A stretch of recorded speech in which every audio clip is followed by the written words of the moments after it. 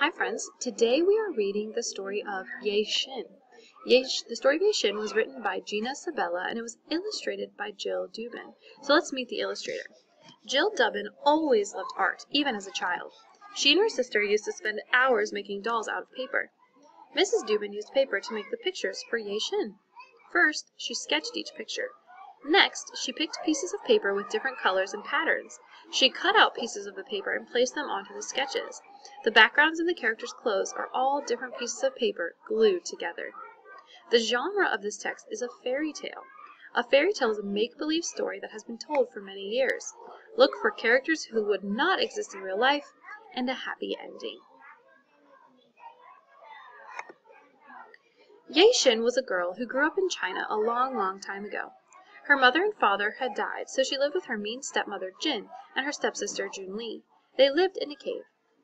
Every time Jin looked at Yeh-Shen, she became angry. Yeh-Shen was gentler and kinder than Jin's own daughter Junli.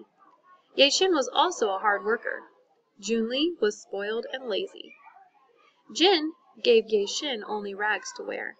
She gave her long lists of chores to do. When Yeh-Shen finished one task, Jin added 3 more to the list. Yeh-Shen was always busy working. She did not have a chance to make many friends, but she did have one very special friend. This friend had golden eyes, glimmering scales, and a big, beautiful tail. It was a fish that lived in the pond. Every day Yeh-Shen stopped by the pond and shared some crumbs with the fish. Every day the fish popped up to greet its friend. Yeh-Shen's stepmother saw this and became furious. She didn't want Yeh-Shen to have any friends, not even a fish. One day, Jin caught the fish and cooked it for dinner. Yeh-Shen cried when she saw her friend served for dinner. She ran out of the cave and sat by the pond. "What's the matter?" an old man asked her. Yeh-Shen told him about her friend, the fish. Then she told him what her stepmother had done. "Listen carefully to me," the old man said. "The bones of that fish hold special powers. Take the bones and bury them in 4 pots. Put 1 pot at each corner of your bed. Whenever you need help, tell the bones what you need. They will make your every wish come true." Yeh-Shen followed the old man's directions. When she got back to the cave, she buried the bones in 4 pots. Then she put the pots by the corners of her bed. She did not have anything to ask for yet, but she felt content knowing that her friend was close by. A few weeks later, the spring festival arrived. At the festival, young men and women could meet. They hoped to fall in love and marry. Jin didn't want to ruin Junli's chances of finding a husband, so she ordered Yeh-Shen to stay home and clean. Then she and Junli went to the festival. Yeh-Shen did not want to stay home and clean. For the first time since she buried the bones, she had a wish.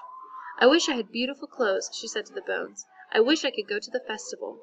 I wish I could be like all the other girls." As soon as Yeh-Shen said the words, something amazing happened.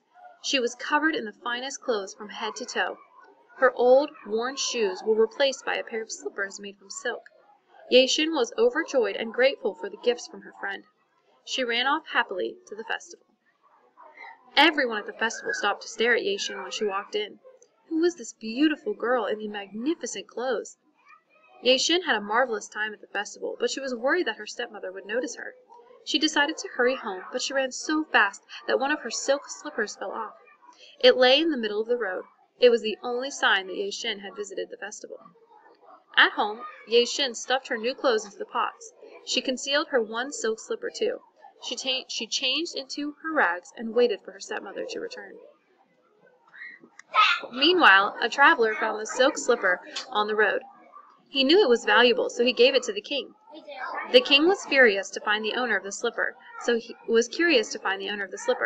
had his men build a hut. Anyone could come to this hut to try on the silk slipper. Yeh-Shen heard about the hut. She wanted her slipper back, so she sneaked out of the cave one night and ran quietly to the hut. As she crept toward the slipper, the king's men grabbed her. The king took one look at Yeh-Shen's rags and thought she was a thief. Yeh-Shen looked up at the king. Her eyes were filled with tears. The king saw how gentle and kind she was. He listened to her words. "Please, I will show you the other slipper," Yeh-Shen whispered to the king. Yeh-Shen led the king to her home. She put on the matching silk slipper and her fine clothes. The king knew then that he wanted to marry her. However, he was angry at how Jin and Junli had treated Yeh-Shen.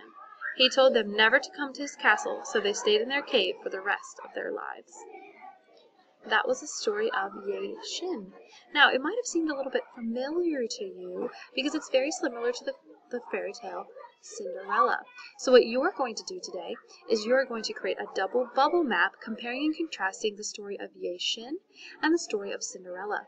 If you need help refreshing yourself on the story of Cinderella, I attached a short cartoon of that story that you can watch to refresh your memory. And you're going to talk about how these stories are the same pieces, and how what elements of the story are different with the double bubble map. All right, friends, have a great rest of your day.